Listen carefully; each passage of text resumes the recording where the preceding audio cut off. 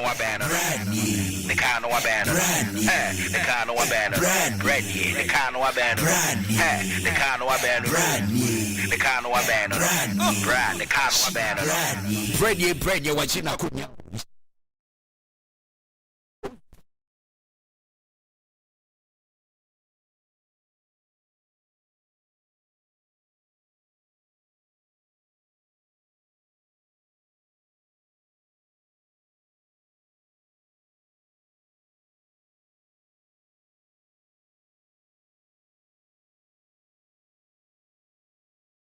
Na yamama ha Jeffrey Neat 100.9 FM so ene se ye ba manasui na ene eye wukuada kotoni mabosome na ye womu ne da etoso emiensa afi empinu aduonu se miensa na mami se abodonko apahu miti edu emiensa na memanti dwumadie ne de bremwin na dwumadie mi amidi ho chia me yefra me ADAKABRI Mamudu osioma na misinia ko character so otimanim ha sei ono a so na beba betena ha the maestro 2022 a year talk show host of the year Ajere wasai ajima oh Asemo you go fast my feel our family so my feel pa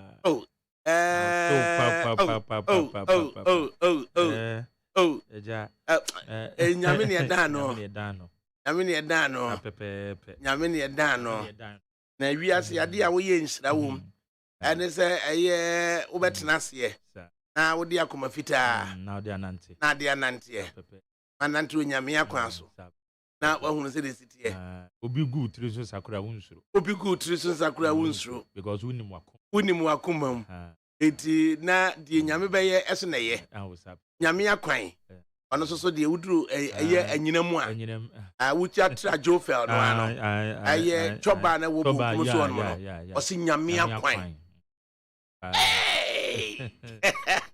azemofa nyame akwan na no mi free eye konongo na mi tutu mu na mi dru eye mampon na mi ko mampon no na mi dru eye agogo okay na agogo kuro ba ko na se obeka na se agogo bro no ya fe na oboase na mi dru ho na enkomo bia me kodi ye na me hwese din na me agomo yi agimaka agogo fo no na afi mi tutu so na wo hwe eye between agogo ani kumawu asa kwa na me mfa so amafo aka papa chese obi a wafa so bia one of the most beautiful scenes me try Ghana na betimi afa ho omo se edaso and say na the shortest na unam abuom okay na wo fru na wo sane na afei wakofa tiki mu omadua tiki no a wonam tiki no mu saa wonam tiki no na ansa na ubedru besre no kra na so wono na say ya be sane na adofo a wa besro boduma se kumawu in fact enti na omunyini che yo just usane a bepo abebu ansa na wakokuro mu ho no na bedru na nkwala ejagu yetiri so wamode bobupo ye di bo bepo no ko sew wo tike ba na akotojo ya akotojo ya ono so nam so ani wa ba say ni nyina kan obenti na ne ye nananom no aya na womutimi nyini che pa no because said you wom o hwe bia na ye konfuom no me ne ade na wo bebo bepo wo hwe pom ha bia na ye fro okon ase bepo pa ni aboa be sane ni aboa be sane de abebe piem obo adaka enye ni se kra wo maye so it maye nananom no omo ye healthy oh yes omo ye healthy very healthy pa na so mo to so a nti ojije no a wo de okobodoma se ahemfie so wo no na waka kire eye jase hene okay na waka kire nananom se omo fa wonko ensuo ne friend police inspector no ono de so sharp mate ho abakwasem anti wo dia wo saka kra bi so ho na wo dia ahoro wanim za bebe na wo se dia oso ta me no omra mate obedi wa samsa dia do akọ charge office edu go ba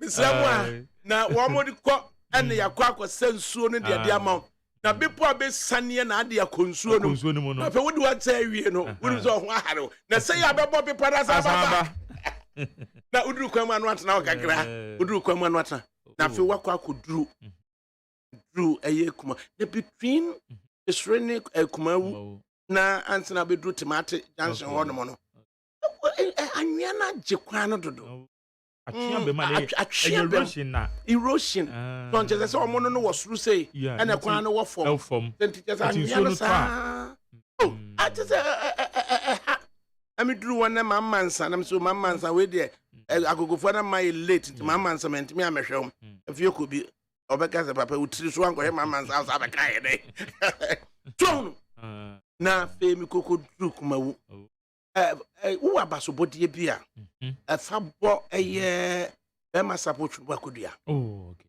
eye kumawu mahene oye be ma kana mra ne satara from said there was a transform kumawu ahimfie no esa ahimfie no said there was a transform ho onwie yo but it's such an imposing transformation no say be ma but chere say wo be ma mpa but chere say wo be ma ni bia wo be this one now so would the legacy be because wo hwe be ma to champion pen so e de be hwe be ma so ma gisaji pen so na e na be duru be ma safotu ba kodua pen so na the way him fear no at transform na so imposing that you so to say one man walls are na just some few meters on your right so no eye bam so no what painti what kama na just in fact mawu omu ye bi ho pa na de ha bi kakra ne se miama de nyina ofa ya abo atemfie nanim ho na onyam a wo de ko tweba ko de secondary school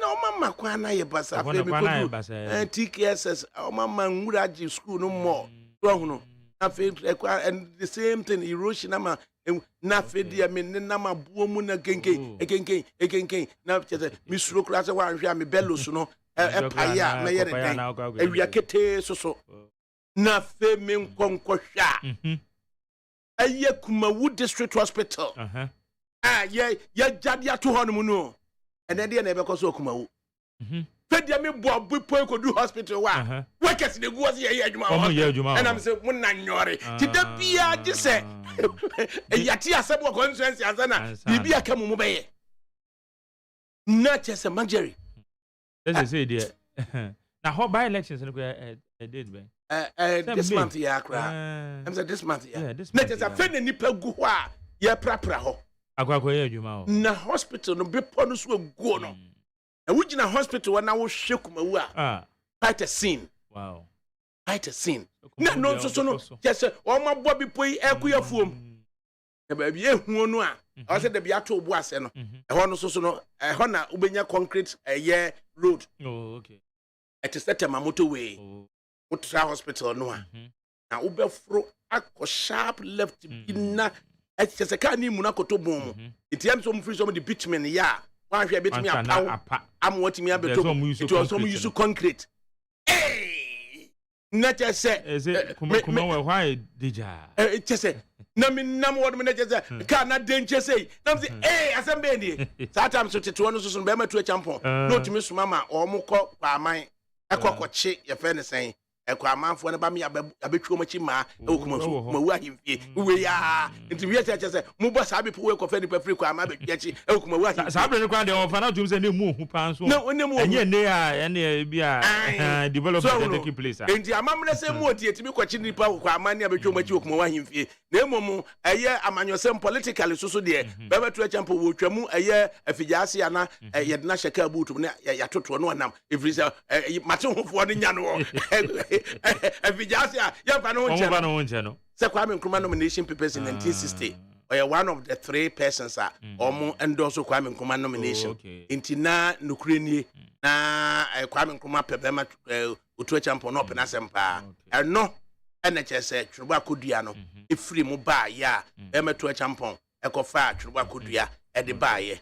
Na di ono so ne Kwame Nkrumah twa manso no. Ono so na ya di school kusi tano so ya 23 ya Santua secondary school Kwame Nkrumah mfa nsem hunum free o NHS Churuba ya Santua ni si tano so na di okaze Kwame Nkrumah me dem no be hwea bomu no I was sign the papers man no ono no na on the Churuba Kodua sikumawu no na ya Santua no moment mi na ya Santua no de ama medium NHS esi tano so ni nyina se ya na eduru ba bia na president phone bin omho ahia etudu ba bia na wa do aka so mfa nsem tonche yam pekura enadwosomai ya tete yen adwosomai ye ginam esa was sectek na just said yenti ya Santua ko pita ai that time na just na Kwame Nkrumah ho ahi now share asem see ya 1958 there about omo year rally ewo ye adwoso na etuo kasai rally na ewo rally sem say etuo ni kasai nipa mienu dino ebeba so hono afede police and etuo ni kan wo ne yekoye ne say ballistic experts no ese the trajectory of etuo aboba no be efrenie ne yekokyere me nana e de ne kotumu na chese na emu ya papa enne ma police post eba adwoso okay that's at police post no na Zongo police station division B na show mase it by 1958 after that incident no and a police post buy so pretending no police no okuta supervisory role over police post adwoso no ne fam say Yankee to na head of police was Zongo police station division B and na Mr. Rekon SWO division A it the besie bia no Kwame Nkrumah be frame Mr. Rekon na wa frame Mr. Yankee na Kwame Nkrumah buso mu nyina de ekoso wa asante nti wono o makasa awie no na frɛ na wa frɛ political small boys no small boys dangers wa frɛ me papa Kwesi Prempeh wa frɛ me papa Arrow from Manso no buso mo say e na ekoso wa asante no wa compare police report no with the political report yom pane for no let the time be Kwame Nkrumah nim no je telephone at that time no let me so anadwo no telephone boom 5 minutes past midnight 85 minutes past midnight no phone boom a e just say Kwame Nkrumah na small boy danger ebusa say dey na ekoso asante Kwame Nkrumah enti na mituto mu na ekura ofri kumawu na abo bepo no tra hospital no a okọ no pepiase pepiase wo ho part of the Kumawu constituency all right it will pepiase ansa na wakọkọ aman right the hospital no na mpesa be kai diom de atoto or hospital ko esenye Kumawu hospital o maye no sechere nti na je so hwemu a hospital no be serve not only Kumawu but be serve kwa aman so aka ho so ahunu na che se afede de mi kokoduru kwa aman na ensanfuo bi awia bi ewo kwa aman na ye papa ensan ne mu ye ene ehurei mu ye pa na eno na no wunya we ne kakra gugu so anti ye na chese me gina na me pensanfuo ne kakra na me ye na me ka chese omon konko pe pretending no police akwakuben Alexander Kwakubin yanko friend of asemremi na me ni nkomo kakra ansane no si mu a edi free kwa aman na akwan no from kwa aman de back nso ye obotantim kwabena kwa ache kwabena wano de nyina say nete enye kura wo fa no ne atonsu be du free kwa aman a na wo kwa atonsu ena ho nso encourage se ho du free kwa aman na kwa atonsu ya tonsu no ena uti Kumase tete no a na brothers intem ansa ena brefo boatin omo ye nuanom nan ena intem ansa na brefo boatin no omo te omo company Kumase adum na brothers ye kan na brothers omo ne fra tonsu dudu atonsu a and so a cra a daw kama so no ufri atonsu a no sane aba chebi so no unse kwadwofo sulumba unse no to nwom no a eye atonsu ani chebi ne bem onti chebi no so ho ufri chebi a ansa na waba junction so de aba nsuta so very vibrant we are getting to a traffic unsuta it's a traffic unsuta there you can imagine and it's say nsuta so ne mampo abom because time am twam nsuta twam wo eye miami nuan Benz Gate Kofi Boateng Benz Gate baby and fie yi we see an just medru eye mampon eye Monica's junction no so na udru mampon so a menko baby edikan ekọ simple stores na simple stores no akola kitwe bi ohonom esebo kama what oh fine and udru mampon simple stores akosa abrosa no opposite one na wako ansa na chese no me cross odi akọ asem okay e just say me dru Kofi Ase junction no ya manwura na fuo etu gina Kofi Ase junction no honom a unhunu se ka ni fira dwere ba na se firi mampon new road ho na eba nti o se do ho kakra ade na mampon se ye de untimi o o ma ya de pa mampon ho na nipa da abrosan mu asie ho oh sa o da abrosan mu what da abrosan mu I just a mampon na nipa da abrosan mu asie abrosan gaza de abrosan si honom na wo de wall ato ho ebe na just wo de ka na mampon se ye nimfimfi ebe na anyi na me ka che map oyo nwanwa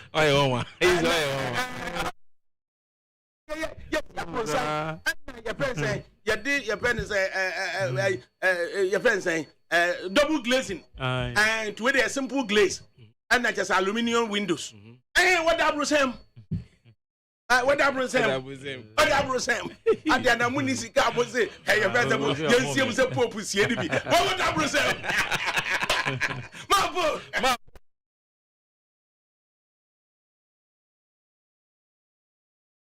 no Brusema no again na yenye free mo as or mine no is it tourism or what so we share a environment no the way amampon for na say develop o mo say ye no na nifa so bonkum so na ekwan ne da asiye nim finfin na ya tro wo a design no aye bibia na se obusuani da sa asiye ye ho a emuju kama wakoma beto yem sa asiye ya mamu afuo ekuro bi wotra abu akwa na wo de ko eye adujama mi pese bi bokuro ni din ya say yesisi dan yesisi asiye no so wow na we asiye ya papa da ho beto nie yeah somo enti o say wo da asiye ya wa be hu se we asiye nie enti wo dia se common asiye na be hu se nipa da sani da abrosan I just say a single glazed windows and then your friend is saying aluminium. I remember go to photo of them. I want to the prima poverty me because me at me. You walls are found environment no a cynic. Environment no man point say cynic. With me at now. With me at now. I would say nano so. Now would read the storybook Mills and Boom. Now na sie ye ne tena kenkan ade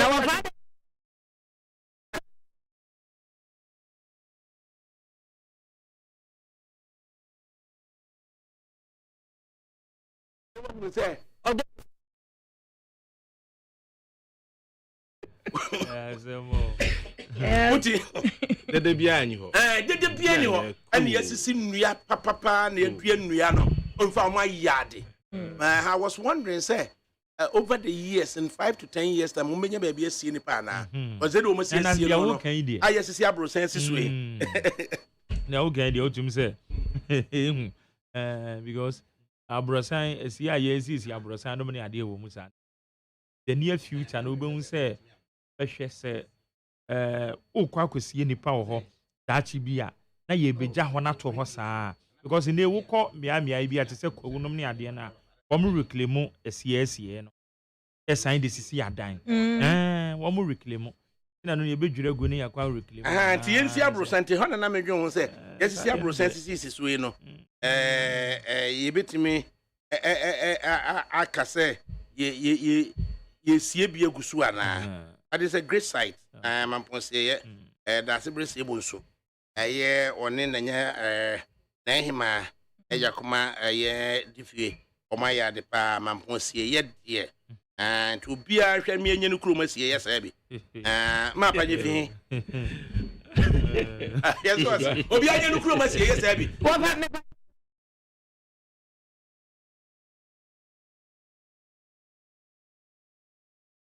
ya na ye ne bola no ya na ya pra ho no nyina no ma basa yare ne ade nyina no ya pra de kukuhia no wo honom the yare bi na eba kura na na chese eno age na san na etime ma honom so it we no gise phase 2 of ADAKABRI no na fe ne abe campaign nsem politically no na mejade ama me wo faase no na me wo faase na ba be ADAKABRI reincarnated na just odi boni wo radio no so politically sa na just afia kokra na me to na me so me campaign nsem na ye hu se de be say oh but I was so much impressed with mamponsie ye o my yard papa o my yard obi amane sie ye bi o wa ya na ho afu dodo don ya na ho afu dodo enti eno na just be kukuche that has been that hectic afternoon na no fasi koko hwe no ewo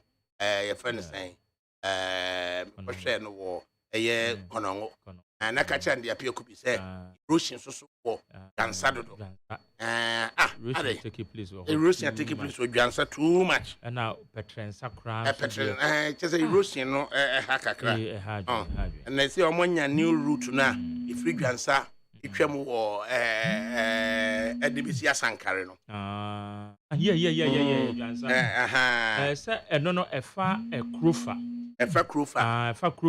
na abakofa wenchi na ababefa dabi moso no you're right and now the ababe see aso nyanse ba radio obeko street na wakofa bompata na wafa adomfe na wababe see asankare esa route nso no oma ba mu makwan na ye kese it just alacha enam kwan kese so you can imagine nice akokwa na ye de ade abutu no so ayabie no so alacha no ko nifa no ababonkum no akose na just omudi di ahimsa wo kwan so ni nyina ne say therefore Rose Minister Ahwama ya buy kwan no e ya buy kwan mu na de yesi mpanye no okwa no wa change no abefa mfimfin kakra no afa right wo kakra no afa left wo kakra e kwan no so ye kakra sa na ti o alacha oko speed o you overtaking na wa asemo ye de cancel alacha oko speed o you overtaking it and also so o my ade that route no so no a route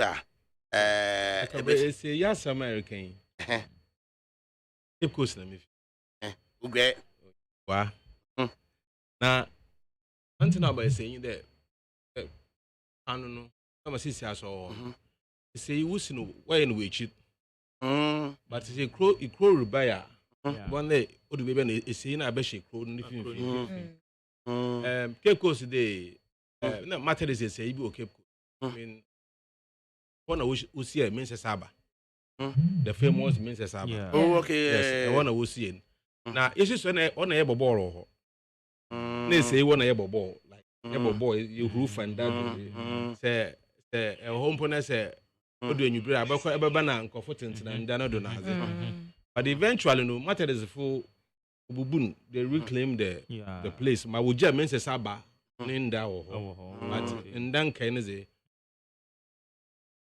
say and sorry no energy nsase no don't there be akwa abun sorry no e won nsase but then ye ekwan be fa so a nsie hodo no so no e ho be attraction am yet me akotena akwaje home because I recall was it 1987 there about earlier na me ko University of Leicester na me kokoduru ye na me choose between University of Leicester and the University of Wales Professor Jack Spencer and the entire me choose University of Leicester and also then kwan no train station in here now free train station you may even need not to take a taxi to walk through the cemetery. We have such a beautiful cemetery behind the University of Leicester teaching hospital.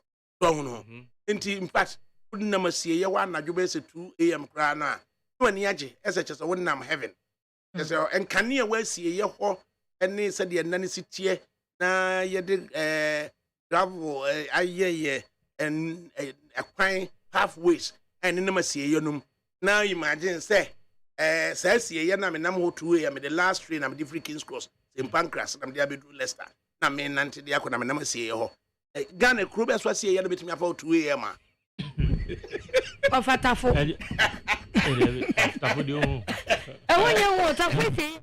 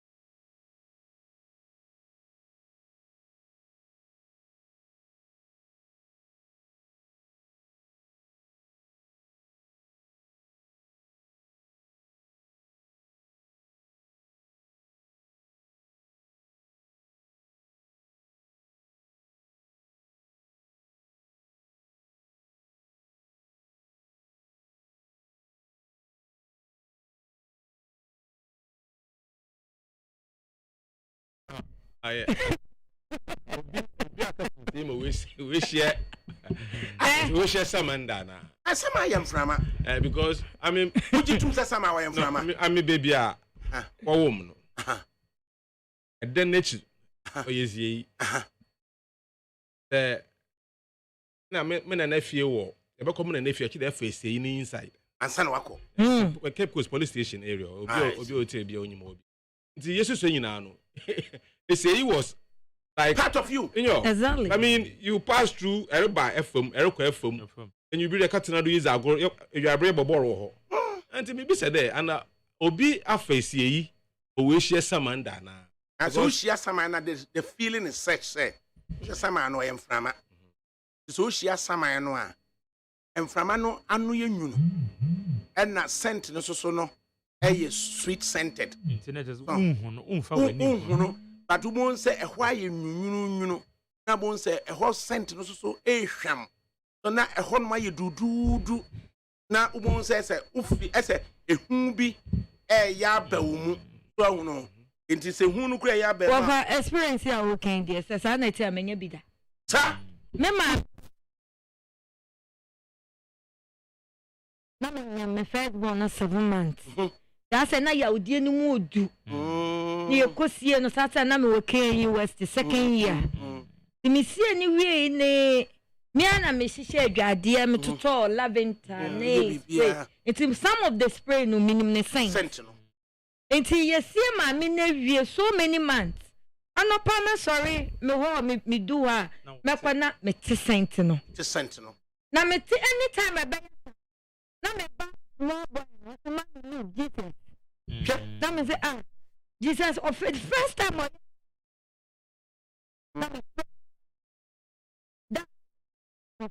I'm saying that say ni say na Kofi kan. So many na no papa Pentecost of. Oh na what family so be to say.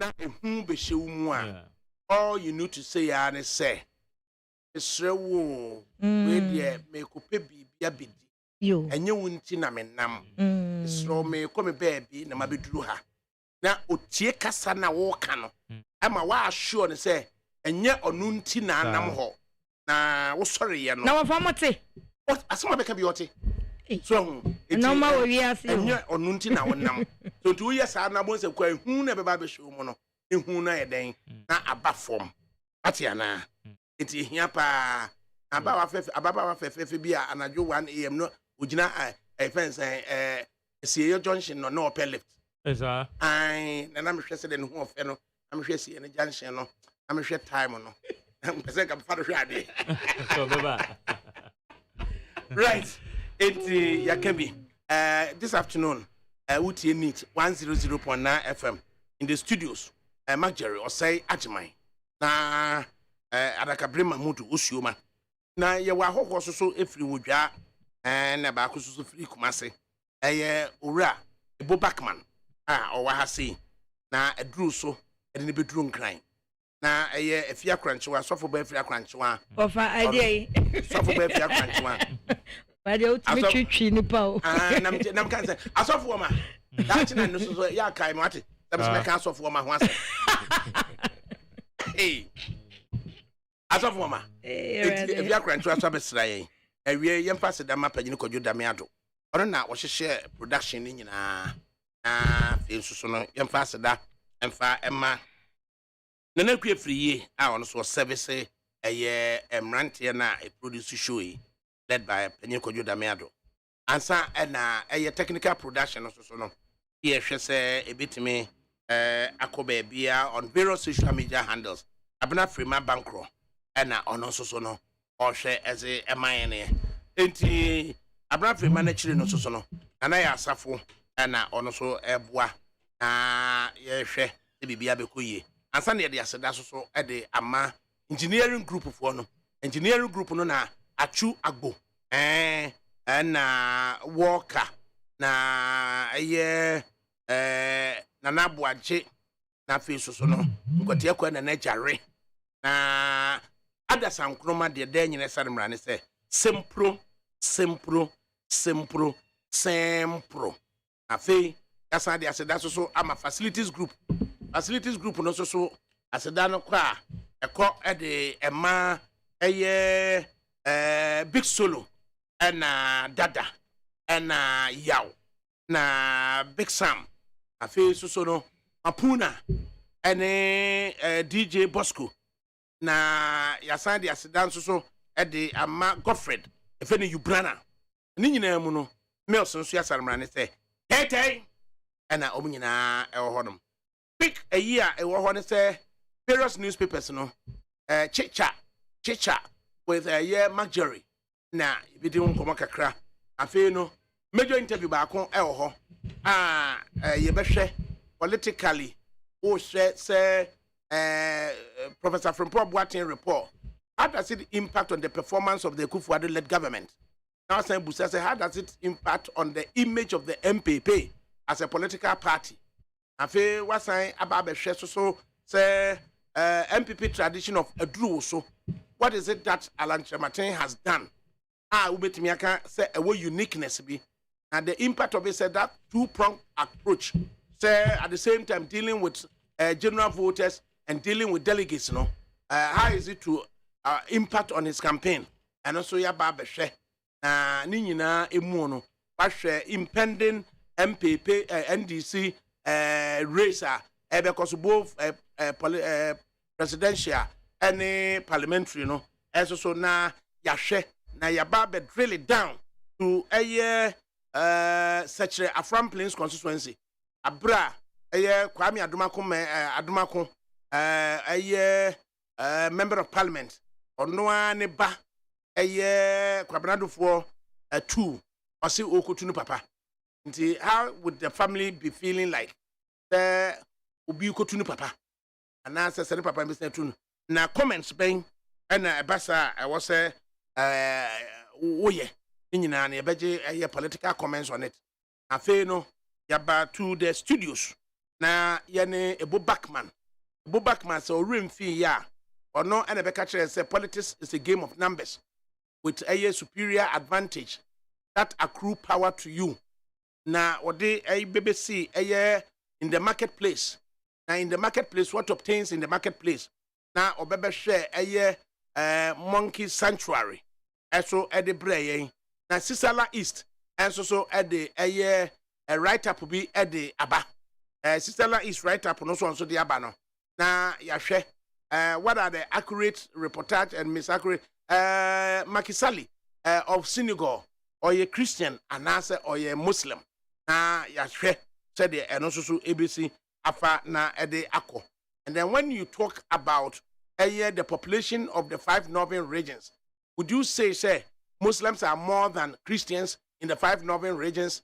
And is anybody able to say people of northern extraction, votes, no, ubetimi I can say a Muslim votes and when the people of the 5 northern regions give out 800,000 to Nana Adedankwa Akufo-Addo, are you saying say a Muslim population na diama na no analysis because so thereafter na fe no political pundits no so baba betena se na yetimi adwendwene ye ho enti and someone no awie no they find that the workata I say 547,891 hectares of degraded forest lands cultivated. Enti good news and because 1 hectare no 1 hectare is 2.5 acres.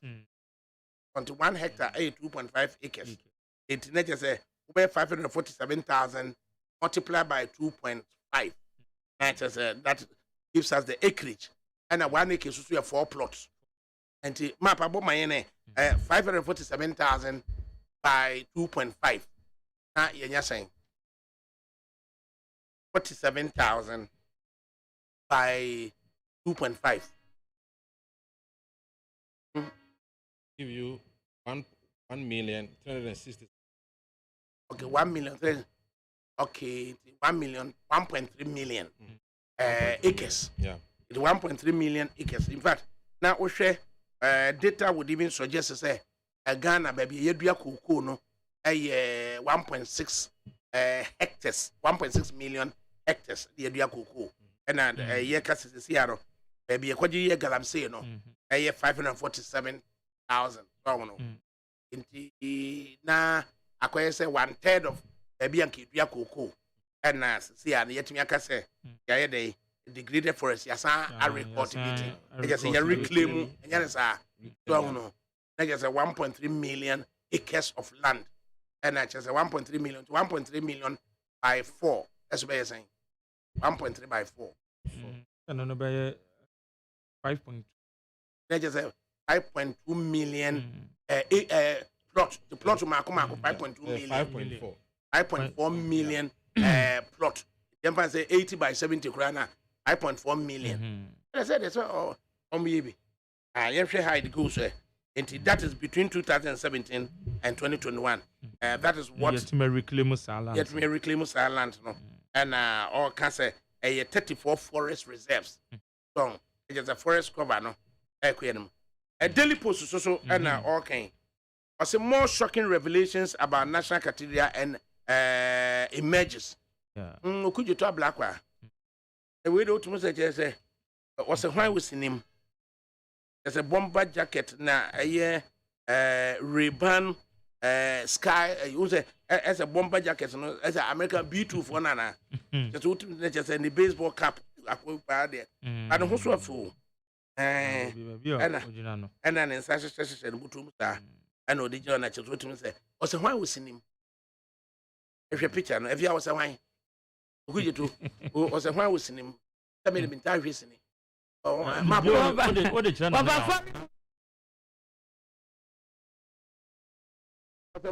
Jack Chan. Jack Chan. Osa wine.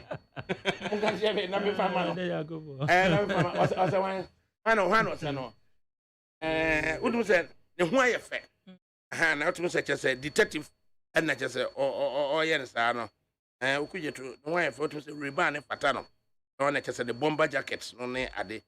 Bonne son kwa as akwada kidru otutu mpanifo aposo and it was who akwa kudru America then some na all canon quite serious as matter as say can't destroy but quite serious so now this idea of the Ghana political elite no say na major me kaka say do say GB microphone song and GBKBK for so GBKBK for no the biom hu bom so body me no be no or see GBKBK for no the biom hu bom na nya de papa so enya de papa say yetimi transema elite class bi the bia biom ho the bia biom ho o ba bia biom ho GBKBK for no body me no be atwum se gbkbk fo no ho bon oh okay so no na yesi ye ya ade na ye ya mo man na se ye ya ma abusua and say abrante ne dia ba eno aso akodi bim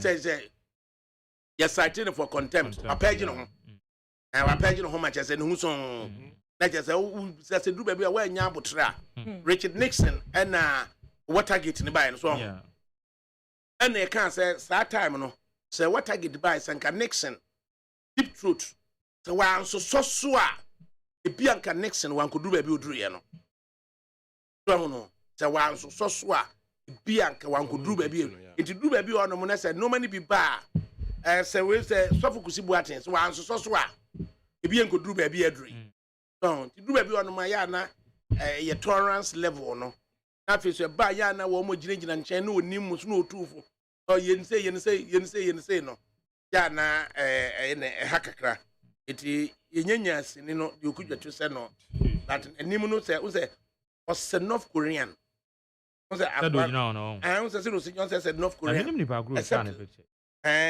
o say North Korea for no omu nim honam se no omu ye chobi but omu nye tenten se no kakra yi until o say was say kim e John na was a North Korean hey Daily Dispatch and I'm Jerry also so a dear in a Daily Dispatch the aba ni nyina ne fa ensa na abugina po honorable or chere say things no kan crofo gidi anopai ni nsem ni bia wo kan ye no e di Bible quotation kan ho dem ranti kwa iso mu na twetwetwetwe Kojo Jansen any wisdom wisdom wa na chese mibusa se die quotation na mranti ya masisu na mo ye mu radio programmer na minister the quotation ba na mo se quotation the quotation mi nim ba bia na wo kede ka ya ma ya bra free kan no ya kanka se mu de mai am se 2 Corinthians wo ba bi aye na o se ye bo hu ba o se Ghana man penye ye committed so be bo hu very committed very committed. And Ababeto is a 540. Actually, demonstrable track record. 547, 547 million, 891 hectares. Is it a reclaim? It is a when a verifiable facts. Yeah, I just saw it today. It's a woman. And then any Bible quotation. Yeah. New Crusading Guide. Very Obakan say commendable comments from Omaihine. I say your intellectual prowess, leadership style beyond compare. Epamaihine extols Dr. Yao Oseduchum, installs him in Koswahine. You see a nest in Koswahine. Na Epamaihine it is Wakasa. I will share Epa Secondary School. The top 20 secondary schools were Ghana. Not Tepa Secondary School, I can't want. Just what to say. Oh my yard. So if we put a nerfy pencil, just a Tepa Secondary School.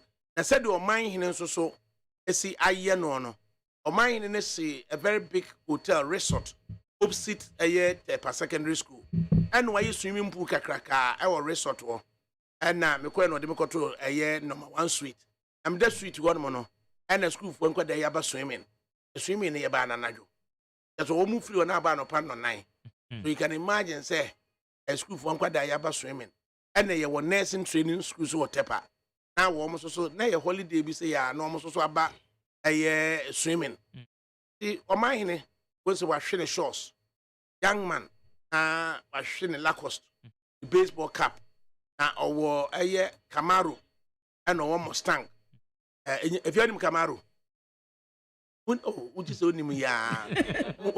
And a Mustang swear. And it's yang Camaro ni American car, exotic one, and a Mustang and also so. It is Nana Mahine, Udu Tepa. I just had ADAKABRI one found Camaro num, and a Mustang num. It was a Mustang and Nam Tepa, and washing the shorts. Or no mind in a case what me did a year. Malcolm Abatepa. Now, share Malcolm Cassia or Henny a Sinitepa. Now, share Joseph Fufra or Henny Sinitepa. Now, share another as a Malcolm Ninian new opposite what they call a bomano.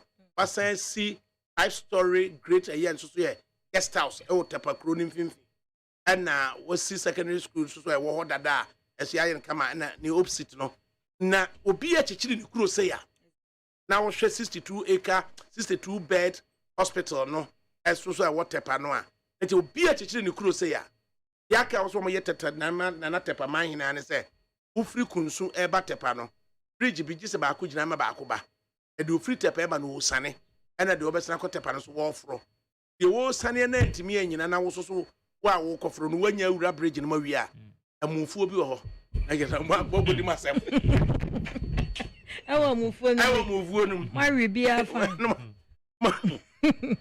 enti ya du chum de no kwani mama education at me aba chese and imitating ya would be kwame de call applied technology institute ewo eye motorway so ewo nkra ha applied technology institute infidie real infidie kwada no ye de kire o made ho no no okọ ne se no nhye dan hunu mi hunu kwa metimi afa so ama this be obetena studio ha for STEM schools ne bia na and no so ye separate different way oh okay nti applied technology no what Tibet commission no so next door na udru wono mo anopa the way ankwada na yesi aye wo mo ne mfidie o mo de sua de no senka district bia nyasa applied technology institute no every district now complementing with the STEM but I need to get to talk to or say your duchum to appreciate the bia all heady do baby I say manifestly political it or ya de no kura wu near the bibi aba be twere mu so akata ade na oye no so but yet na I say consultants they work in models consultant working model it was say you do the oye no e bibi kurukuruwa na time you be joining ni nyina no anya main set no na ye hunu subset na wo mo no na bia e be hunu ba bia ye headed towards so no it mehwehwe na mama na nampon ape eye say you do di amame na say you do metena se na onto no boase na onkyere ba bia ye duru sese ene ba bia opese ye ko ye nyina ye ba gitum say what the blueprint be ye adwuma na ye dia in sequence yetimi sigina ye say subsequent government nyina no mun follow this through na yentimi hunu say because yetimi ka say this is the goal there be a person ekonie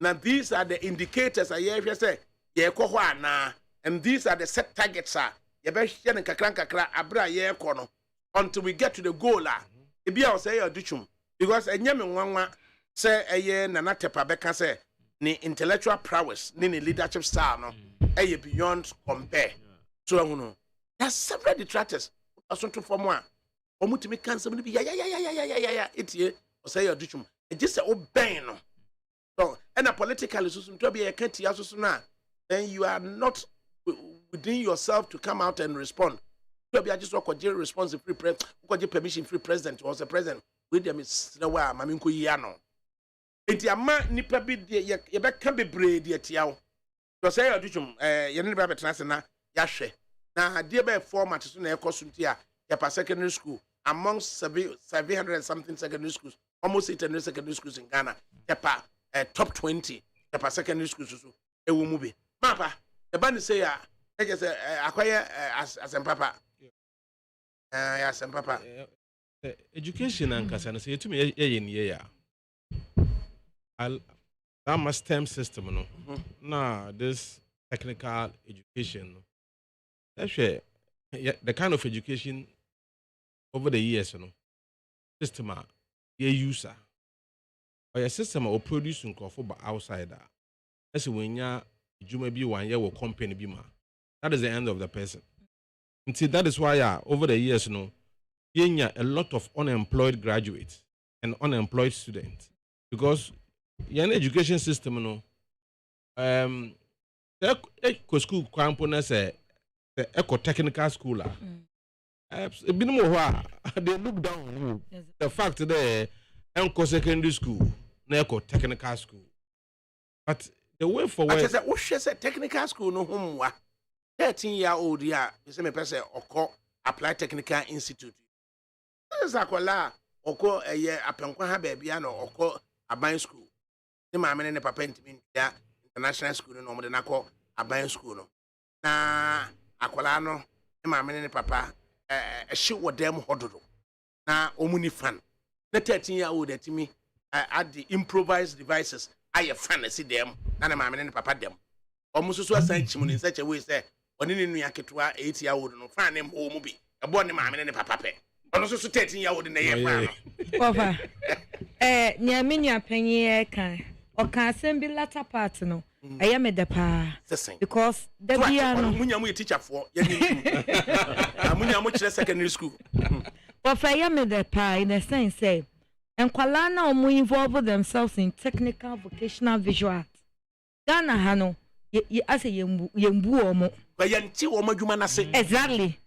Inti se akola no koye sa subject na kra na ye fi sa wabon anase ni tinye inti na koye sa subject no basenka aban free sa me majority way visual arts yet ase monti ase enu nti na visual art ade na koye bua na mo fefi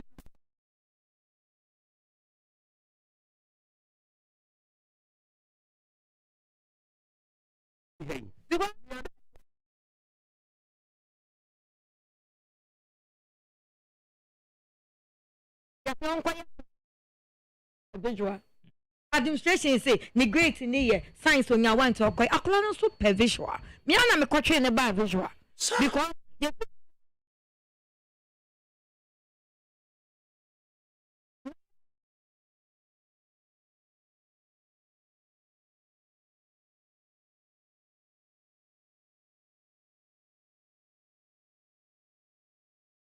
senior high school na wa sha say ye adwuma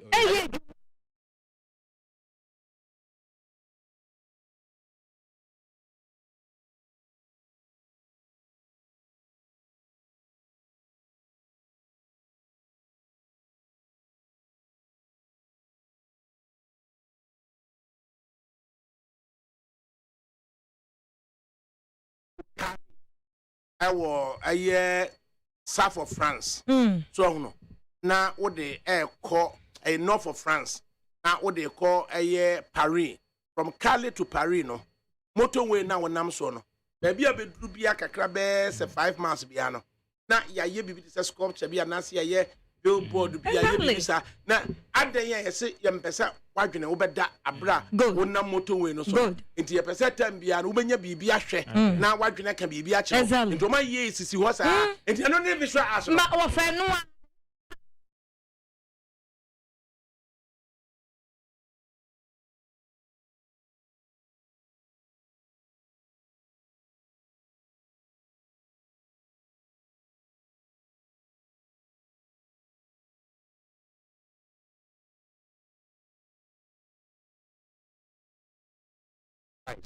who access to quality knowledge mentorship anya adwuma then na me benya 7 na be ka chen so ma ne nkonko ye science na won nkonko ye visual abra me ameti wono visual na menti ase ba science de minim se wa anya doctor oba engineer mo yan fe fidie yi so na yan mbom because visual ne technology ne yin na no is in the same line and also na ma o mind developing because visual technology say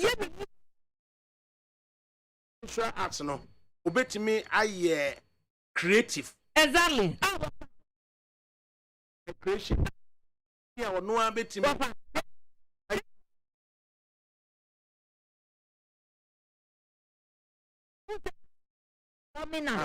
ena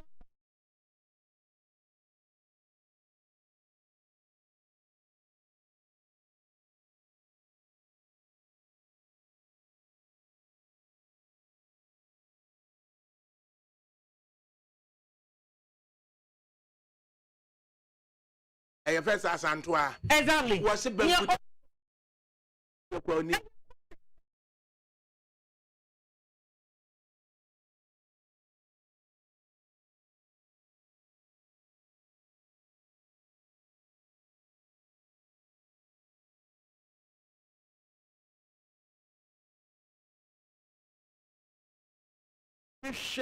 aye sea level ne sa na dwene ka bibi Wa fa nya sa wo television na si o. Ya wo keke.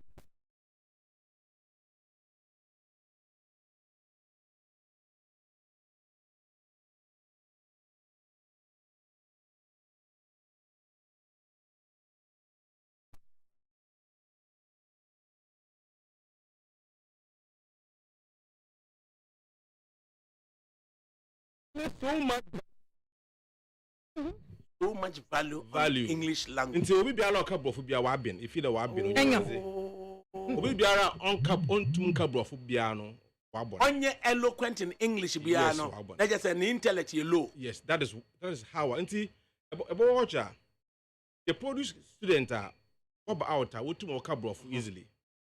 But even there beyond brofo no ontum onye hwe bio. Normally Obia when I work at technical schools, because of one orientation, oh yeah, some of the time I don't want to say most of the time. Some of the time, even there one was focusing on as fluent as one of our art, general art, and other subjects. In the the society because.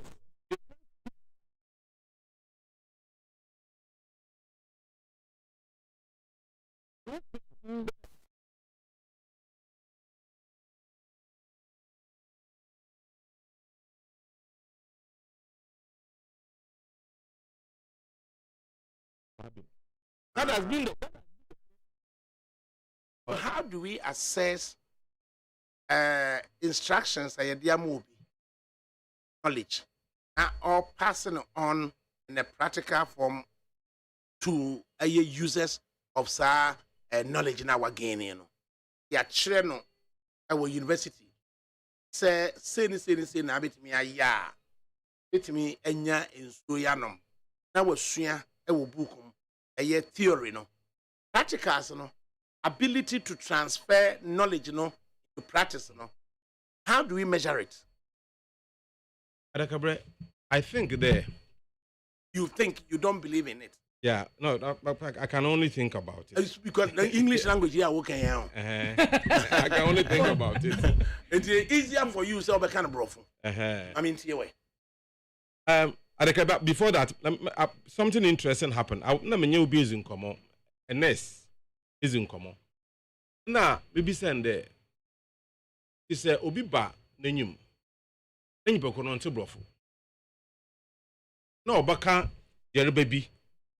Yereba no onwini brofuzi na nursing schools ya one fa what show na za what show yereba no what show no brofo pe one show no infant because maybe send there what show na za school la one nursing course wo ye yereba horo no onye you know what show no infant so ana dabi nti se obi ba hospital nyi beko no ono on te brofo no bana so kana asam na se ihunte asam na oreka no oze dam yerebe na oze nam anaso damazi na ohoma obusere nwehu because if you translate yako but me feed there ADAKABRI feed nche bibi ti there yen nurses yen doctors so that watch no one yerebe biara so local name there the sesabro wa we'll come back to the development of your language. Yes.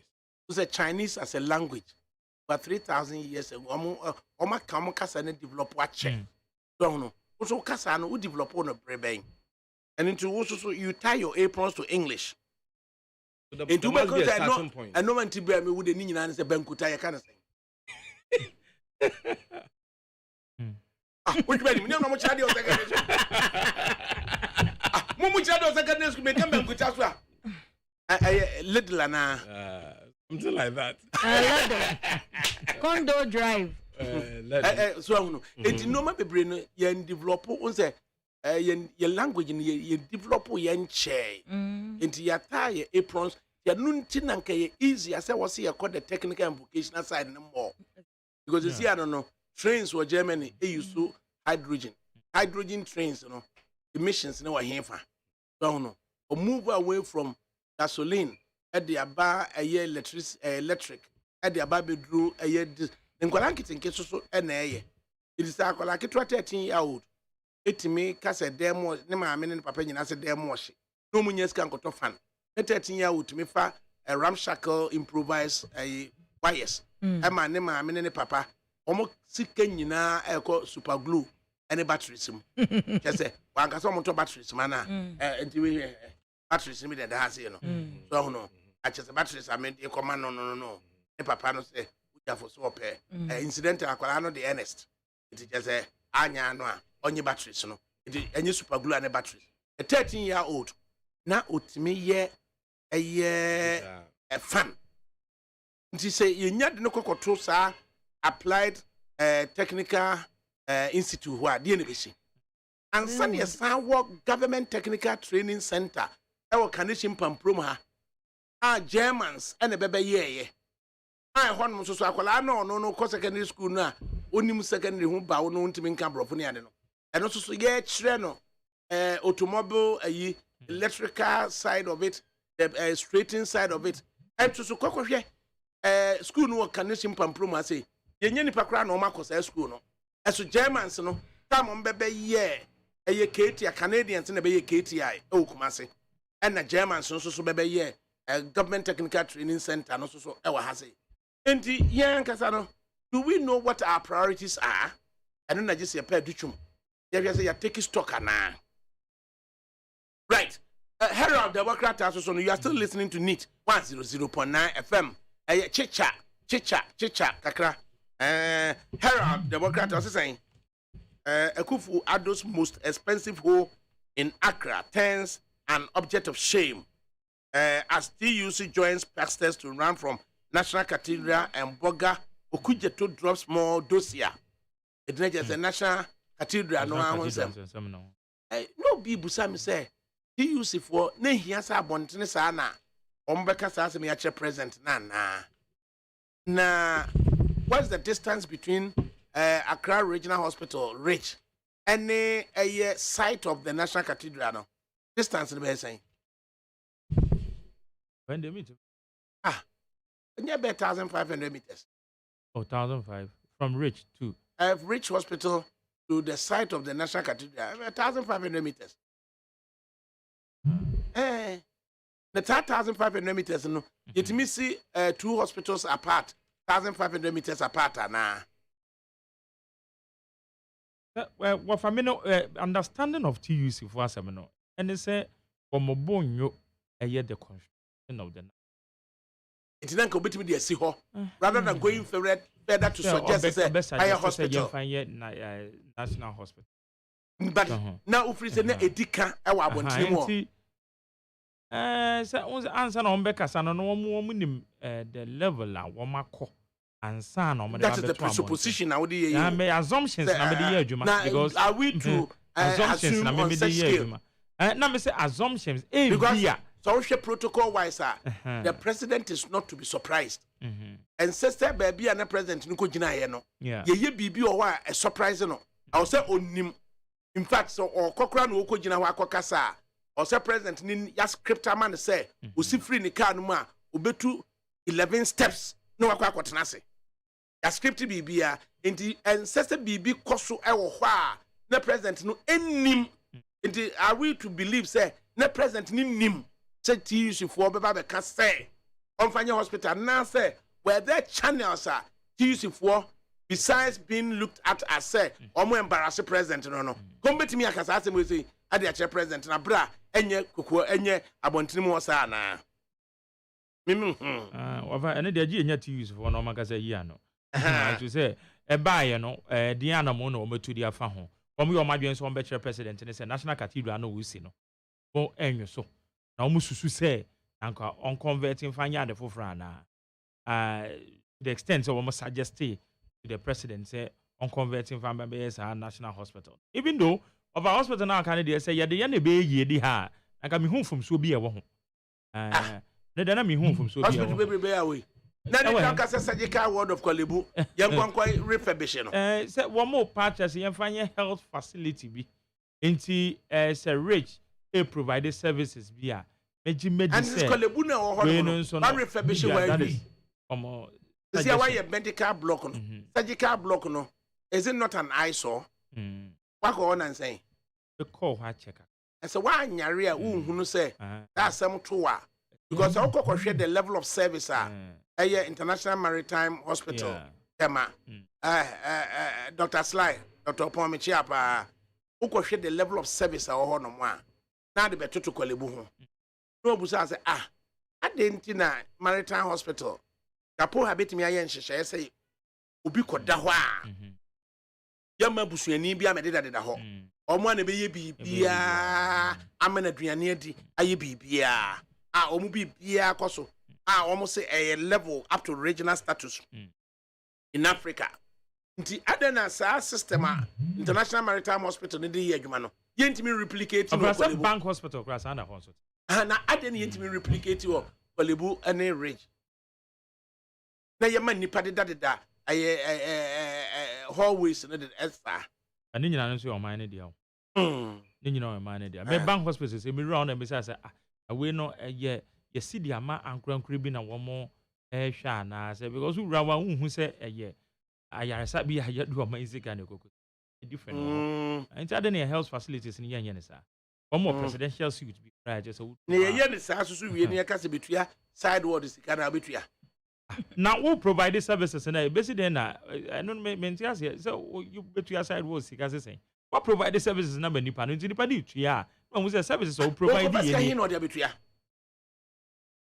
whatever we income levels it is saying and akwa international standard facilities what bank hospital in Grofon ko me dem ma me kra ko na do ma me ko we income level no it is saying and the ono so work at trot income level no it is saying over it is say yetimi hu say your health facilities ye nim kra na ye nim say COVID dey buy I want to say state no step in good the step no start in it in at the end year you see betua premium on national health insurance the the end year national health insurance levy no the end year facilities ye kan so ye oman na ye dey sovereignty ko bo bosi and the DCC yo the year levy no e ko do finance minister we release the national health insurance authority ana akwa go do na di tu aban adwuma ye foka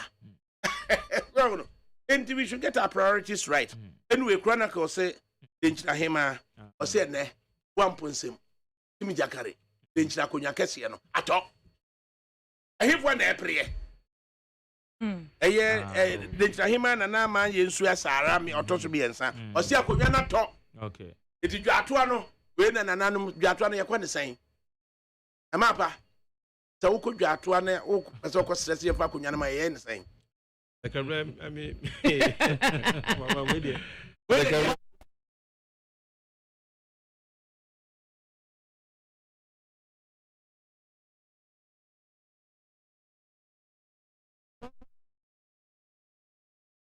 ADAKABRI the one say denchira aye asase kese hwe ba bia aye diaso hwe ba bia aye ayamfure wo hwe ba bia dunkwa wo hwe ba bia jukwa wo yes hwe that vast land oman hina wote sa asase no so no yesi akonya na to ne yeko aye dwato a secondary school teacher enyima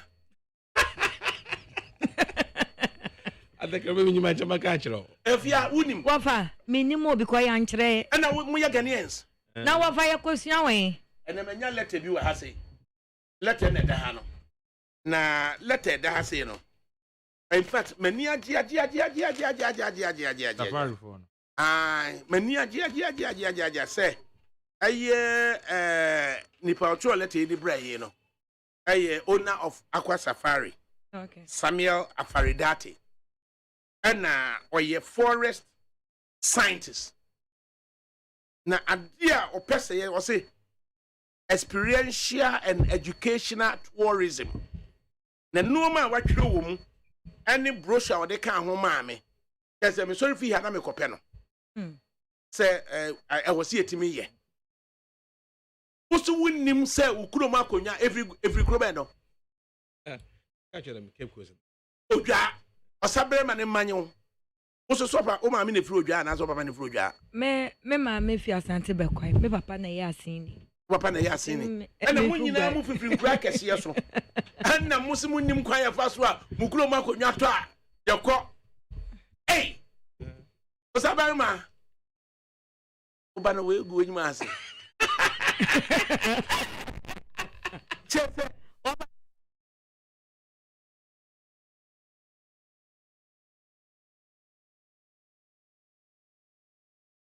the Rahima declares paramount to vacant. Akunya ne da ho. Waso ne kese buamponsem. Anei the dot die ye wie. Ohini ni de nchiramam. Okay. Enti e wo se akonwa no. Obi be fro. Wafa eho kakra na me nti ase. In the sense that akonwa cha yenim next in line. Ohima no unim nipa or next in line. Would be our advertising? Say competition.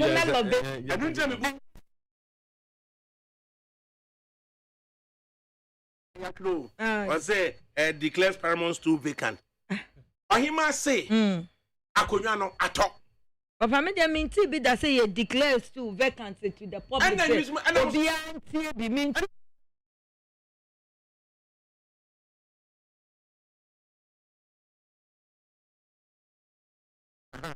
Yababa betunu generation within the next 15 minutes na yenim do baba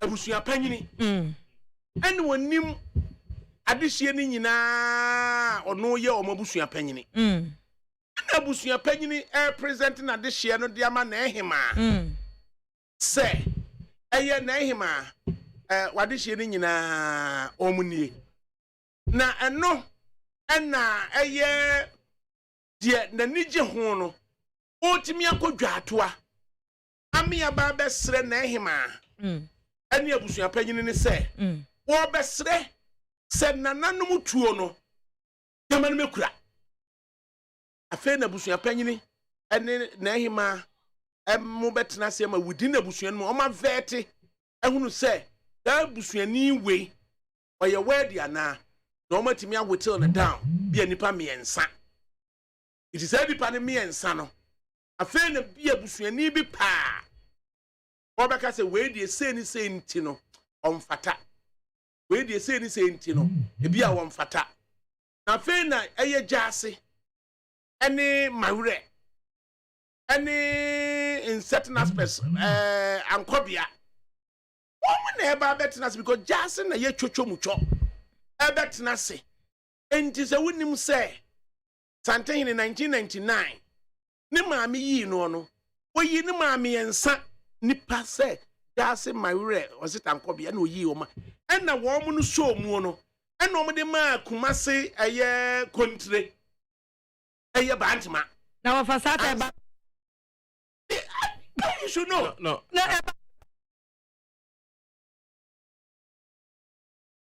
ebi se be ma kwa kudua enti munsua saade no wo wuti odwa ama wasabere ma enyi kwa na ofada Apple.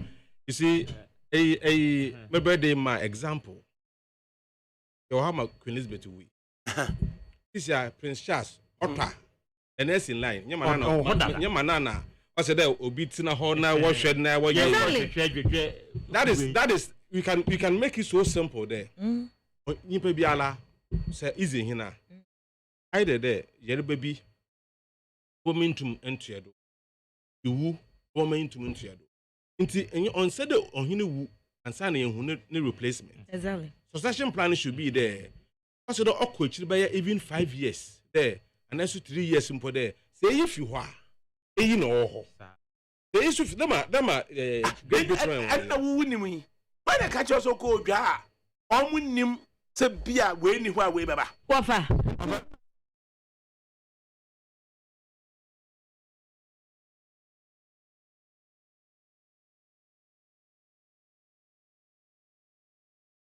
Great Britain. And today, most of way, it was your being, or there, I'm in a busy. In there, no, gua issue or because a bushia back who pet into a chance to one mono, when you saw qua, the Babema, and William, and Alba. The Williams who now Babema pet, or no sooner Eba. And the William Babema, and so I will bear my on the firstborn of the person.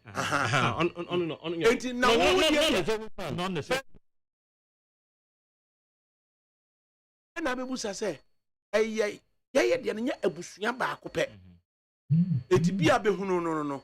Na oko chia na bia emama mienu emema mienu ana omudi akonwa no ye dai ebaaye nunti ana abenya aye asona piesie ewo aye chebi na wanya asona aye menu no ewo ofin so wanya aye ne mensa no ewo adwoso na wanya wo mo faase ewo beposo eno manso nkwanta enti enyima na enyim no adakabri go and learn it before I map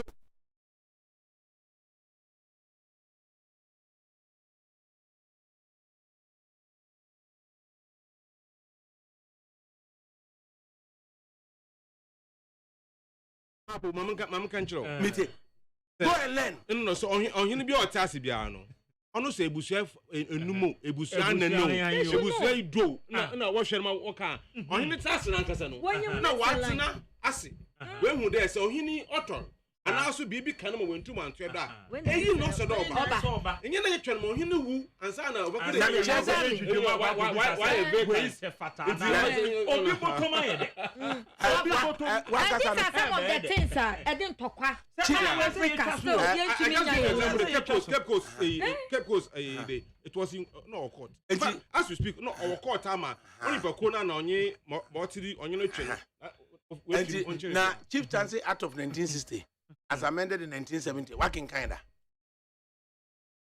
until you are working kind okay ne ko question obi agosia ne die obi agosia no ma we say eni say yes so aba pesimu na ye advertising se wofa na ye ma se akonya na to kumasi de duako e di abanfo ohini wu ye de duako de hin kumasi kote de duako ye wo kote de duako ene ye wo kwaso de duako ti kote de duako na wo de duako ohini to ye wo fanya say yes me ti kote nti ni esi wo de duako no mani tua ba na ye me nwanwa se ohini eni ewu a munim obi a eye se obedi ye be chi de dua no no kote enu kura no batimi esi akonwa wie na wo de ewu de duako da ka tie nya me ken na obi ebedi ye wofa mesi nya me nkwa nipa nkwa omu twa ne ti because omo si enye ono ene so nti me question ne se na ye papa e bi sei iti ohini te so a yenim nipa ofi anunti obedi ana na kasomdwe anunti na abeto ho anunti na akoskua wo yeti chene no ko ekoko boa wukuro na obasa de we di yenya pa o yenko document various gates ewo baabi awo on say to on me isrem dago mamam santifo no mo wosire mu no awun se o makonwa toye no asa ba hu bebre aso na yenim ba bia de ne da pa ene ma eye obeka ne se nya atwumti etena ho adan no biton se kotoko hene ene himfu mienu akese no igbonwura ene nayiri ene o motena ase imi hu so ade no or said nipa no so no at this stage no or waha iti yenim say ubiti akonwa so wo mi oti eye enwa fensan dia self me kwa skin no kwa ne twi no on say ma James Mensa so ano ne me enwa homa no dia wote nwa homa no so ewo miom unim ne level a waduru dia wote nwa homa no so ewo Sabalugu unim baabi a waduro ya wotinwa nwoma no so ewo kumbungu unim baabi a waduro etitam bia no wahene kase no tinwa nwoma no so ewo yene na wunim se kumbungu position nie Sabelugu ni position ni Miom ni position ni enti nya dia ya na yenimu na the will be truthful and responsible and you to call the cobble krum na on document yes sir mema utin kwa wa wodi na akwa akwa no ho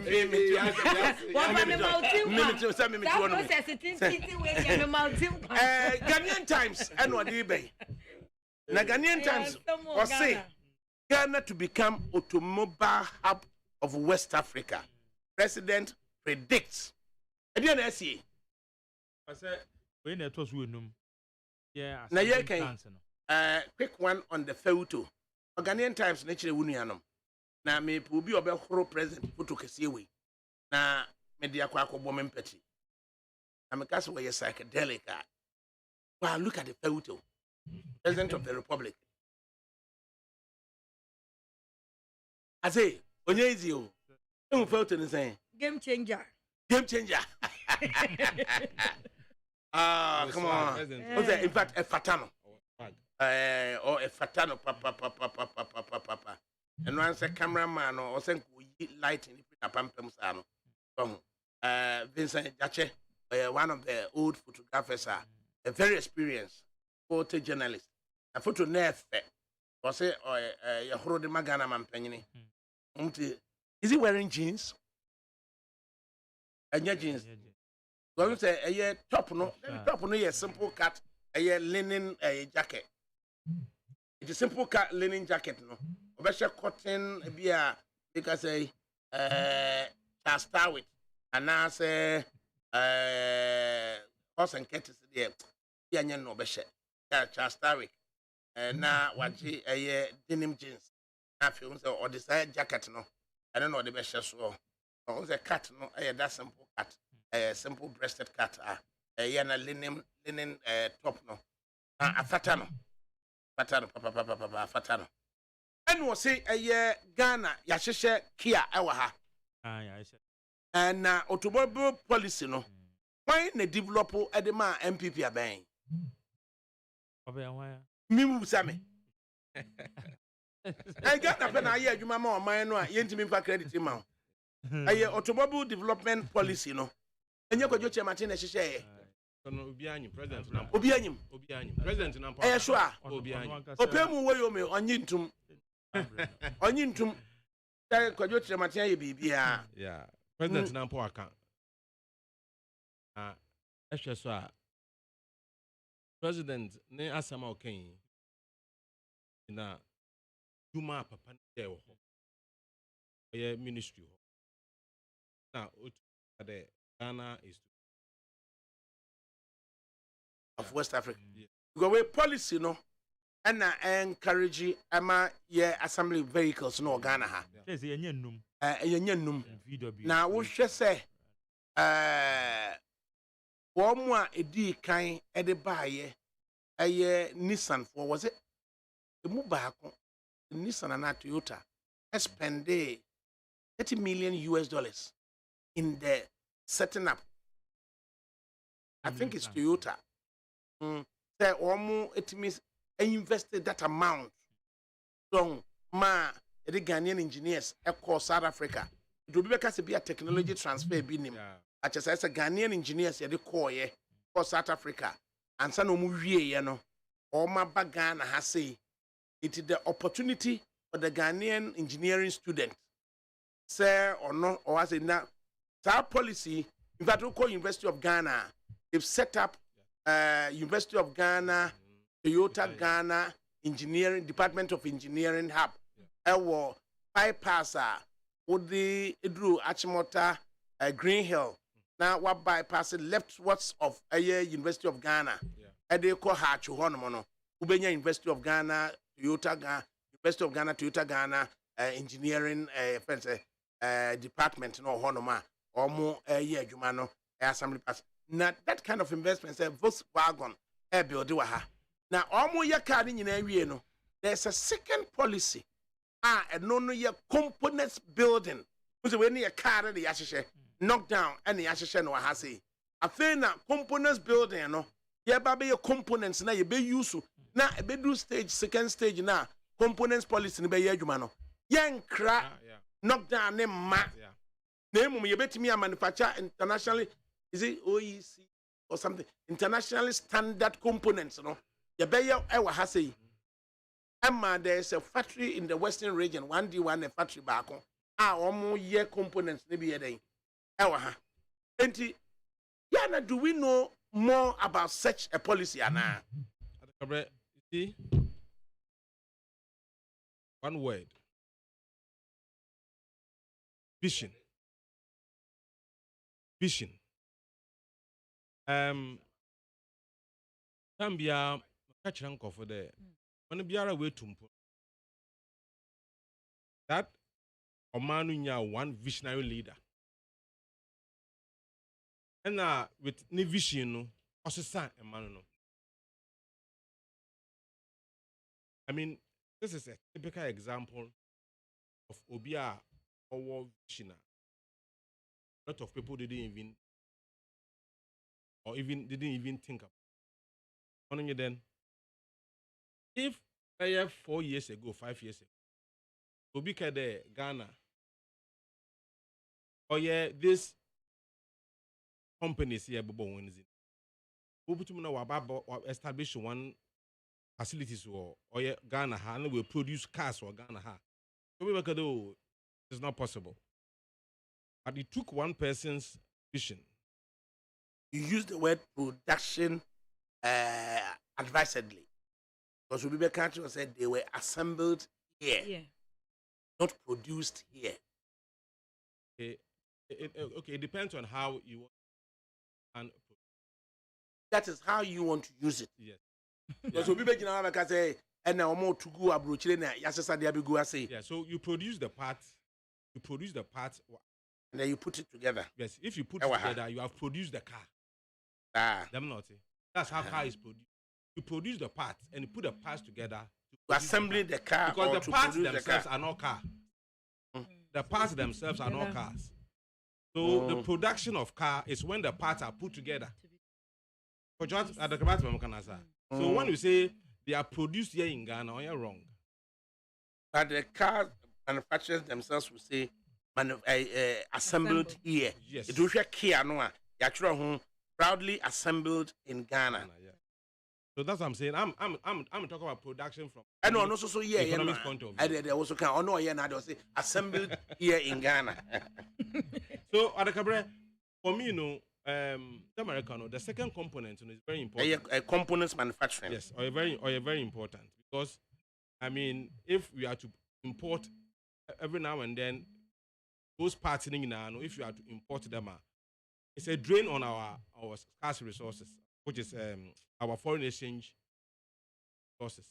And it is important today able push this second phase, as quickly as possible. Yet me produce BBA so that yet me keep yen or yen foreign exchange. Instead of using it to produce those things, you produce them here and use them to import things that we cannot produce at this time. So for me, it is very important policy. Oral and Chamartin, doing a vision and the vision of the president together. What to me now? No, so the president commissions Kia assembly plant. In the way, in the picture, you see the president of the republic and the deputy minister. Trade ministry. Yes. And and a sticker about. It was a bare fee at a huge now.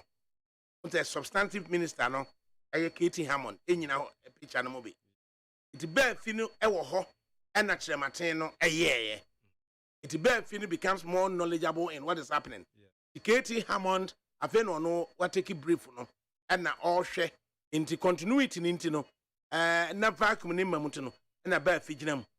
There's a bare fish in a baby. Now, no can say. A boss no or any years I did in ano won't mean supporting the boss now. He begin to ask Beth, he said, "Now, the boss no, and then I know the year."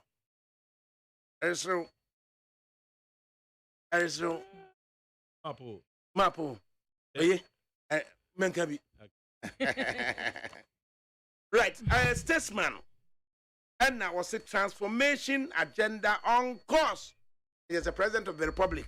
Same on the production plants now. All canon. Proudly assembled in Ghana. Here.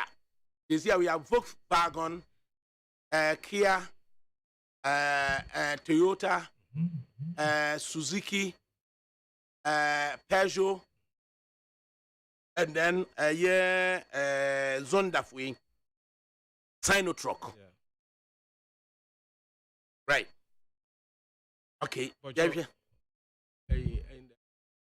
Sorry, no, Ben. Maybe or how ball or arrangement. In all the stories, no. It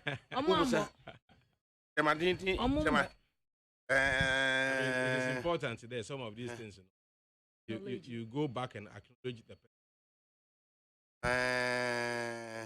Okay. Important. This is afford Ghanaians the opportunity to purchase vehicles from Ghana Automotive Development Program. So who put the Ghana Automotive Development Program policy? Who put it together? Yes. So there should have been recognition. Wafa. You acknowledge the person's that particular. No correct. Officer Sanke Wafa. At the current time, me papa menka kakra so eno so.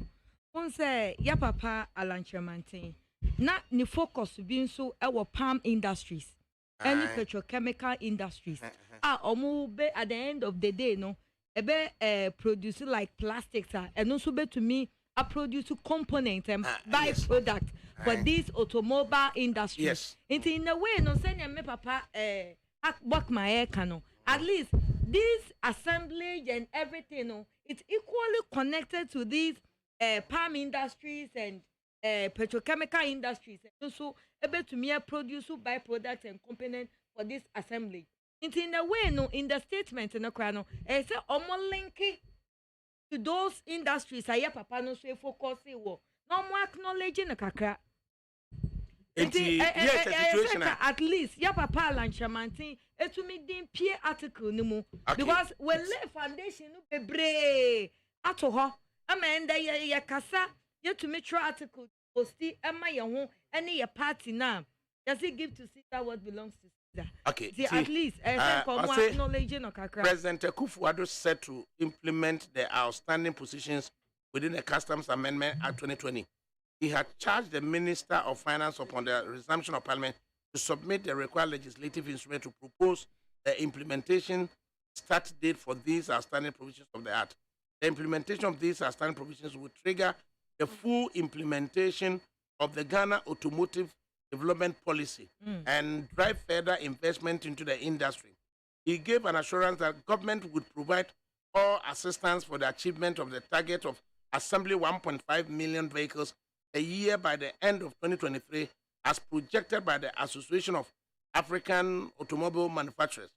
That, he added, would also take advantage of the African Continental Free Trade Secretariat located in Accra. The Deputy Minister of Trade and Industry, Michael Ochribefi, said the commissioning of the Kia plant had added to the already established assembly plants for the commercial production of global brands such as Volkswagen, Suzuki, Nissan, Peugeot, Hyundai, Shingan, and SC Moto. He said the government was committed to fast-tracking Ghana's industrial transformation on the back of state-of-the-art manufacturing in key strategic industries in areas such as agro-processing, automobile, pharmaceuticals, textiles, garments, iron and steel, petrochemical. Wait, what is one about president and the deputy minister? One in the substantive minister at Nasie. I'm a substantive minister, no. I hear you, man. Petrochemical. It bear fin was said. To me, and acknowledge say the previous minister, no. And you more yeah. Exactly. No man make us an name. I am the sell almost bought petrochemical. Now, in case of the palm industry, they come because then they produce the byproducts. No, say, Papa no focus on so. Now, whole foundation not to. The fact say, why resign here or pursue an agenda doesn't mean say he wasn't part of the government. No. Mapo. Omon can you say why you I said bear feed and walker. invite Papa. Be part of the. Exactly. Yes, because the invite no a part of the program.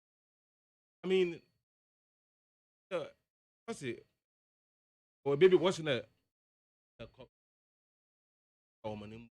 so Uchasapa. yeah, Omumbu. Moamo. I mean, it's actually the contribution of Oye Balancham, that particular ministry, the industry, over the years. President Kofona Abedo. Now, in Ejuma Waya, now, Bibia, policy, Nankasa, or drive your policy, no, personally, with the support of the president. As a policy, no, has grown. We are more. That's not a coffee office. Then Chobefe. They'll be inviting there. Rabaka. That one can say, yeah, you know. A shot say na in you my you know. Back on young commission. Let's say you're inviting na and yeah, Ubekan say unfair advantage in the name. There's nothing. I mean, well, I saw your party I mean, what is the unfair advantage about this? Because when you're there, working from baby there, on beginner, them ministry be a Nazi. No, be about you there. I mean, Nazi, very in ministry, Nanka say, oh no, ye, Juma. Honestly, no, or drive it, or I wouldn't want to say on initiative, but he drove that policy. The point I see, say, ye drew. The brain behind for the president, and now the Nanka no, I acknowledge on several platforms. I can the Juma or Roland Chamatin, why ye or automotive industry one no. Then Bibi them na say and chobe affair. Because it's a family affair. I mean, you can't tell me that everything was done after he resigned. It was started before, and so he was part of the process. Except that somewhere along the line, had to resign to become position. So by a fede, okay, rapaka, in an boyano, on your face. Doctor of Fredman and Beckham, Obin Casse or man advantage over others. Because, for example, ministry bit there, communication and digitalization. When the ministry does anything, somebody comes to take credit. As if there is the person is the person who did it. Mapo, as long as we can tell it's ministry of there's a ministry called Ministry of Communication and Digitalization. When that ministry, why BBR, or busy in budget there, I mean, I'm shaking even though a ministry, or minister, or a Jumaya far, or Bomoe the Mazino. But they important to be already a Nazan name Babajo. He was part of the profile, he was leading the process up until the time of resigning. Until all resigning on Cheribia. And to be them as a boy and I can't film. There, obey a fe. There, opinion. Akaho. Nine boy as him on your fe. Maybe I who there. Unjumanese, you know. Nation, son. No, see, I owe me. And come feed there, say, yeah, the man can obey a fe. Because it'll be the advantage for not doing anything. But if somebody should have advantage for doing something, that's not. But does it take anything away from the driver? You're inviting a man, Kubia. Does it take anything away from what he stands for? No. I mean, this issue, I believe that a lot of people will be talking about it.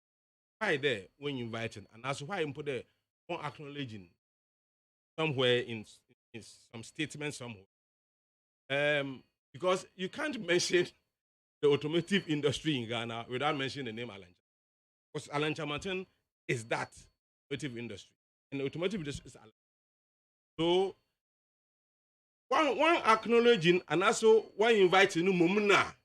One coffee wagon about it. The pays each other when inviting. But Nanka says, I don't think so. In a situation where he needs that recognition for anything. In the MPP manifesto, be on can be say. Ba me automotive policy be manifesto can be bisa and na ma ba bam and you have a minister now or develop will be for the ministry ministry no work website idea 10-point anchor plan. That 10-point anchor plan no. Ako any sa automobile policy ya etimi abey. Akoye mienu. Just time ana Abujinapo acting minister no. O kan se enche second policy no so ebe start aye adwuma na ka bibi ketwe bi a omode kan ho no it is say e wo hot ya e wo ministry no website wo no mo a obi a mo chere machine na hagen na chere say e wo ministry no website wo kan wo see Abujina po be active minji ni so active for even a month mpo and I say 2 months mpo but to me ebe hu bibi wo ho mo to me gina so ka say enche okobie aka adikituwe bi okobie Volkswagen for plant e wotema exactly ho eno no Abujinapo no for whatever reason no acknowledge Chirematin no good no acknowledge Chirematin no kan say aka sa second policy no na che say ya papa no aye adwuma na ewie enti no aye adwuma no ewie enti no tumi nya akukudro ka say enche obi abe ate within few days na say utumi ka say aka adikituwe bi na the end of the day mwetumi aba mabeye and then malanche papa is so resigning I think said this year January January 16 effectively exactly and one office somewhere between January 5-6 to January 16 no Chirematin kokko share adwuma na Rana Motors for na yewo amasaman yo Emma report ne by ko ba said aden wa resign nanso so wako amasaman akohwe sa adwuma we say na che say sata na nkofo nim say effective data onya on office na 16 January Emma okoho etu okoye no there's a picture graphic carried it the eneya ye bi no whose responsibility was it wofa ye rekodwala Chirematin ade na no na watoto a chirechirem a waka wode ato ho ene ye Chirematin nsa no adwuma na manifesting no because this thing no a long time ade and yet at once a long time from here to here why your man my name before I didn't quite back out no na processing nkofo afọ munsem a omo approving ya de no wafa wonim enya de ketwa it within this shortest time na your papa na resigning in January ya na say your papa Jinapon so to me aka say aka de ketwa bi now within this shortest time one more to me about bonting about article wo ho ya president akogina ho aye bibie wia na che say credit no to me no ya de bema ya papa kodwala Chirematin who na dey man but you don't test me ya de bema no it is clear wafa it is clear there are so many your friend is saying no ma aban ne de ne sa keka a egu akwama ye bepom nne yentumi ye ye bepom nne yentumi ye ubi say on beka say jise fa ha jise ye ni say jise ye ni say but wait within untumi nka nche me say within the shortest time my papa no resigning ye I will be take you over no and now pass this process my dear no manifest it's not possible so would you accept anybody question say obey minister no dear pa no yeah people talk about it on social media say for the 6 years obey minister no a dear pa no yeah I'm asking you hey be up for me respond na me send a video so president Nancy Dumas or can aza ejuma Chirematin send money per con I mean politics in bi humpon huni obi timponte na what's it say obi ompe wasem no so osuo wasawa antifo baby what's obi mpe wasem no so osuo wasawa ochia ne pa oche de asaw na reso no ono on saw dem a reso no say osimo reso no no no wa chie ne kakra exactly but papa nyi de papa yi wa bu adwuma from president Kofo no time abu adwuma 1D1F obi anyu obutuma aka de 1D1F on a personal vision other than oral and okay now yeah say a couple of political pundits are suggesting the Chirematin a drew so work a 2-prong say you Kumasi say a crowd or targeted a delegates and or targeted ordinary Ghanaian voters That is the strategy. And that since independence, nobody has, on a standalone, used his own name, his own brand to gather so many people as Shemate has done in the True Aduso works. What do you make of it? Mapo. Unianmaba, Munya na Imi. Yo. Mapo, the course I'm there. I mean, I started politics in 1990. I started my journey MPP. And about what election be asked, yeah, last rallies. Every political party be an election be in the last rally is supposed to be the biggest rally. Say a castle, say a manchagbo now. You want to say a crack academy. Until last rallies be no yako. Never in the history of this country, and I'm not exaggerating. PBR who numbers will agree with me. There, never in the history of this country, there an individual or a political party, including my own party, MPP or NDC, for one program like this, the way to we pull this number of people onto the street. It has not, be it demonstration, be it whatever. There's never been anything like that, and I'm not exaggerating. Unless somebody has contrary. Okay. Unless somebody has contrary to say there. Yeah, to say there. When I build, they were able to pull such number of people onto the street, and this is an individual. No state, no government machinery, no state resources. Individual person to be able to do this, ADAKABRI, then you have to appreciate what the man has. So are you in sort of agreement with political pundits who are suggesting, say, on a standalone, so do no anything, Alan Cash, it may at this any part we bar since independence, will be a bit maybe just a party being a propeller no. Now on the person's own name. Oh no, it has never happened before. Oh no, nobody has ever done this. Across Post Stadium. Nobody has ever done this. Just a party, no propeller. No. Yes, nobody has ever done this. And I'm talking about numbers. You see, the numbers, what we had, if you have a political program and you can have these numbers, it's a huge statement.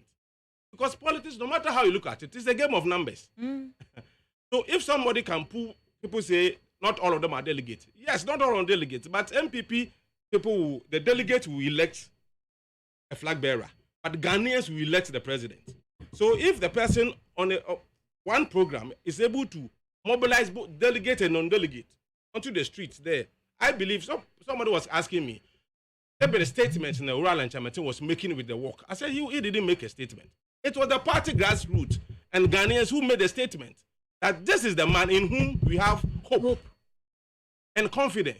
There's a many channels because a Chamatin or leverage on the Drew Sunoana. No, a Drew Suno. The one, because let me tell you, this walk, the first walk we had was not even the Kumasi one. Chebi. Was Chebi one. That one was the Akunta. Then this one, the Kumasi one, was the first Edru Wusu walk. And this one is the second Edru. But you see, I've always been telling people that MPP and tradition, Edru Wusu tradition. If you say MPP has a tradition, check the record. Or Edru Wusu tradition. So if you say we won't bypass our tradition, what you mean is that we won't bypass the Edru Wusu tradition. And history, we check from President Kufuor, Nanado, Alan Chamatin, it has always been like that. And it is not because of the Edru Wusu and Gofu Pay, it's because of the man. I mean, if you look at what is happening in this country, I mean, the economic situation in the country, and if an individual could put ADAKABRI, however he did it, if you could put this crowd, and I'm saying the politics is a game of numbers, and if somebody, do they love him? Of course. You see, let me tell you something. If Alan were to be the establishment candidate, then Kofu pay them, you can doubt there. Now one of being in our penasa man because some people have to come because we still be binti. But this one, people have nothing to fear. I mean, people to the extent that some of them boldly, what others were afraid to do or are afraid to do, no. Some people boldly came out to do it, to walk with him. Exactly. And the point is that if people can come out in this time, Ghana in this time here, to especially most of them are the youth. And I've told you the major problem of this country is youth unemployment. Yeah. So if the youth can follow such a person, like the way they are doing now, it is telling you that they have hope that if this man comes, because of his track record, job creation track record, I mean, look at his all his life before he became politician. All his life is about job creation. I mean, check from Empretech days to Enterprise Africa days. It's our demonstrable track. And so, such person, when he promises Ghanaian youth that when I come, I'll be able to create jobs for you, you can't doubt it because he's proving. Somebody was telling me something. Obi Kasembi, and I want to establish this difference. Obi Kasembi there, and Chair Ora Kennedy so create jobs. Then I said, let me show you the difference between the two of them so that you get the picture. Eko Krobi doing one. Ibun the signboard be sikro ne junction. Ikro that no friend ikro ni tio say. Yeah. That my signboard no. More than there every day bia no. Or direct nkofo to Chrome wo. With that signboard no nkofo ba miss no. Watch ADAKABRI. If that signboard was not made in that town, ibun that signboard no, dan kasa on Chrome order. For example, the signboard direct people to go maybe town A, but the signboard was made in town B. The one signboard dan kasa no on Chrome order, but every day no or direct in Crawford. So Alan Chamatin there, he doesn't have to own a factory. He doesn't have to own industry. All he does is that he directs and help people to own. That's the difference. And I'm saying before he became a politician, after he became a politician, all he has to show job creation. Okay, just before me call a fear crunchy so in the studios now, yeah, Ura Ebo Backman, Anna Yanino Chonkomo. It's a da at MPP gentleman. Nebaya stores Alan Shamatin. A fear crunchwa also an MPP woman also has a bias for Alan Shamatin. Dentally, they all teach it at secondary schools. And I'm a teacher. But at least you were a teacher. Once a teacher, Always a teacher. always a teacher. O pension teachers in Osbemo. You might move to a pension for more. And you a teacher. And this idea of Shamatin a manifesto at the Ama Ghanaians directly at the Ama MPP. Hoping says the MPP for fun as a flag bearer, MPP would move in their manifesto around the GT panel. Is it an abnormal something? ADAKABRI, I've always said the political parties don't develop nations. Leaders do. Go to every developed country, check the history. There, at one point in time, there was a leader whose vision changed the fortunes of that country. And for me, once again, unless somebody also is able to show contrary evidence, not once in the history of this country now, an individual who has not even become a flag bearer has come out with his plan for the country. Vision, thinking ahead, not waiting for him to become flag bearer, for people to come and tell him this is what I want you to do. Not say I have a vision. This is the clear vision I have for Ghana. If you give me the opportunity. So when he's elected, as you rightly said, no, the party manifesto, whatever the party will have to do, must be around the vision that he has provided. This plan, GTP plan, if you look at the 10 points and look at the conditions, the considerations. Enablers. Yes, I mean, it's fantastic. Unless you don't want to accept it. But this is someone. Once again, I'm a flag bearer of a political party. It's an individual, like ordinary Ghanaian, at the moment, wanting to become a flag bearer of a political party. Was it such plan, Ozaba? I was telling somebody there, what Oral and Chamatin has done, we throw challenge them, Obi Biara Opodo only this country. Show us your plan. Yeah. So that we can compare the plan to see which plan would be good for this country. Because the issue of politics now, the first day, you know, no, I want you know, no, I become handsome. When I come, I will reduce the size of my government. When I come, I will fight corruption like never before. When I come, because then there, maybe you could do a current government. So look at the problems of the current government, you turn it upside down, and it becomes your message. That era is gradually becoming over. This time, if you want to lead this country, show us your plan, your vision.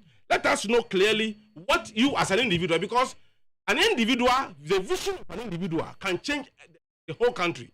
And if you're a leader, you don't have personal vision, you don't have personal plan. You were waiting for your party to come out with a manifesto before you champion the manifesto. Then that is not the kind of leader we need at this time, because this time we want something different from. We want a very significant departure from what you've done in the past.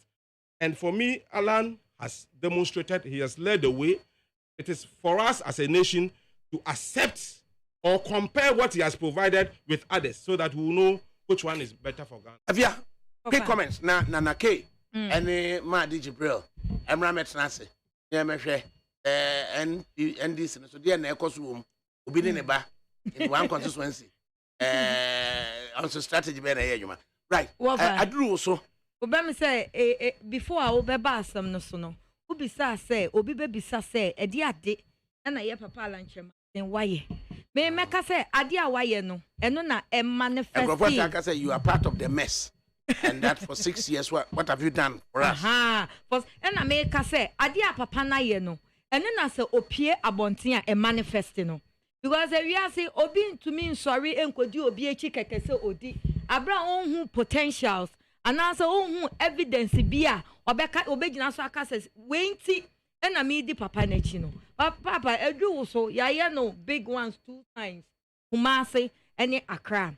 Na near a sea wa cry recently no any near sea wa Kumasi in the past no make kaka mekane say say MPP amayoko omode aseda PSA any aseda kese edi ma yewura kojo alanchremanten ada na me kasa ene bebre aya na ebi mukasa ye nto aba ni MPP aye o man Ghana ni aye say ene NDC so original mutumi sujaguma ma ye tan ni enu mukra na omu kagum na ya maame mo lay people yi so ase omuntumi and digest asemonti asemase no no mu gidi ase ye papa o man Ghana anase citizens ewom anase nkofo bi kasa omoka ama party no ye unattractive na se papa yi to me pie one single person on use pick up bia ya brandi o on use government machineries bia o ya man support wo ba bia o. That's all. No to me police such a crowd. I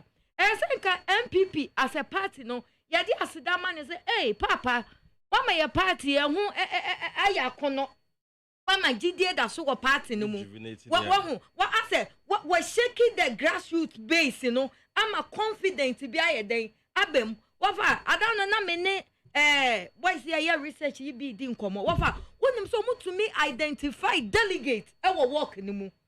To me identify and confirm we a delegate. It's near omo Kumasi and in your baby Accra. They can testify and everybody can testify. Say delegate na na Dawson. It is a MPP delegated to make Pia Bontain. That's a Duduana the ordinary Ghanaian. To me join here. Not just a party, no papa no still. Obama party na ya kono. Aye kono mpoewie. Into what I hear. I mean, I did be a share no so time I share walk national. Ya share walk national. Ne ya papa alanchamantin e di anymore with the banners. Bawa fire nanti ya na ase wo bekasa ase bi mwesan ne ho abedi nenim. Wa fa na omo nsan omo ho. Na edom we nima omo twen no. Yetumi nanti na papa na ase wasan be hye mfimfini. Na enti sa o edom tete. Omo tete na omo twen sa papa ne be approach na omo aye dey omo join ne work no. Wo dey chi na che se ebro wadwen ne wonte ase so. And one thing I realize say yenya no ye ma me dwedifo me de omo da makoma so pa because edwedie betintima anaso o mai be ye a e edwedie enti ye ma me mu dwedifo ade ye me dani say ye do market side ho na ahokeka bi ama me fo no obi papa ni to me gina be ye 30 minutes no movie ye adan ya omo ni twa pictures omo age nkwa na ade so na ye me fa ni say kaya yo fo no omo dire mi ka na omo ba na ye me ya so omo pan no omo nkonja no omo de pan ni na be hia papa ye nim say santan na papa a significant of something okay omo nyina hia papa no it is say MPP amayokuo ye nya one single person na so otumi puli crowd na NDC fo agina na so omo ka say papa we de omo de ne ba ye wu o ebema ye campaign aye dia na MPP me jisi se nka ye ni hawo nka ye say straightforward ye ka say papa best stand ma ye moka na ye ntumi retain ye break 8 na de bia wafa mami mbo me mami bia baso abna sorry Brown sir deputy finance minister yes Antoa pretty woman she's a bold woman upon all the intimidation we any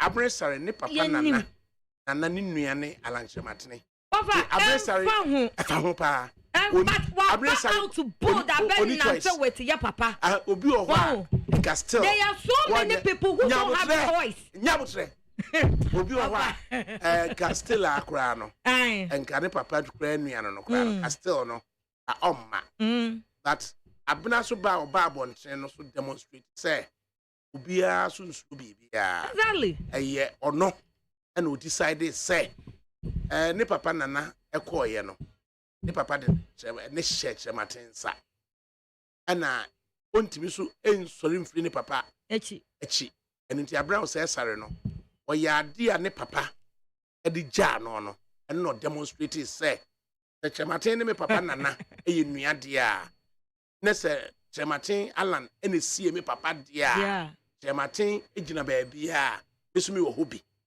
nya ade so obi abaye abena o say sare obi abaye ni bibia. She's a great woman of pedigree, her own self. Exactly. And she ever ready. You trust enough in Penifua number. If you had now, Master, a back man, and if you are crunchy, school teachers, you're the master.